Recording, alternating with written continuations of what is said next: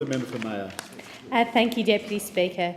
Mayo is the oldest electorate in South Australia, and while the demographics vary from community to community, I'm not at all surprised that there has been great concern in our region about Labor's recently announced dividend imputation policy. This is a policy that targets self-funded retirees and would wipe off cash refunds on franked dividends from individuals and superannuation funds. There is no legislation before the Parliament to examine in detail, so I have to rely on Labor's statements. Originally, this policy was going to affect more than 300,000 low-income retirees who received a pension or part pension.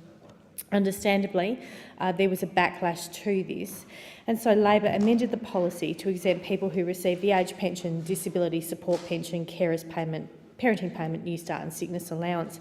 Labor also intends to exempt the self-managed superannuation funds from recipients of these payments. However, this still leaves 60,000 retired Australians who are likely to be affected by this policy, people who rely on the additional income from dividend imputation credits to both stay off the pension and enhance their quality of life in retirement. Many retirees and soon-to-be retirees have structured their financial affairs for many years around the current dividend imputation arrangements.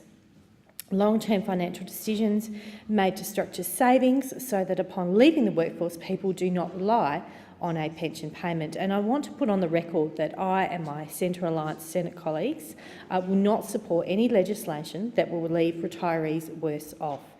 We also take a dim view of supporting any legislation that is retrospective. People make long-term decisions in good faith based on the laws of the day.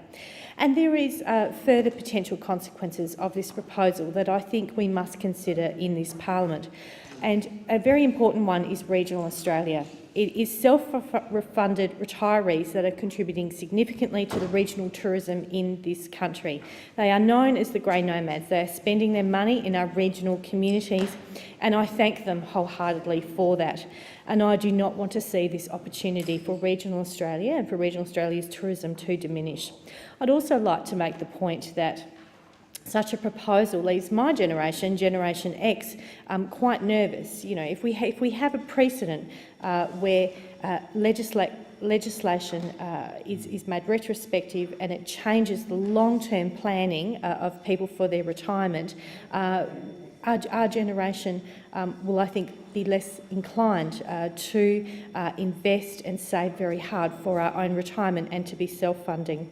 And this will increase people's draw on the pension from the Commonwealth, as many self-funded retirees end up also needing to draw a pension. And so I would just like to conclude, Centre Alliance, we will not be supporting any legislation that will make retirees worse off. Thank you.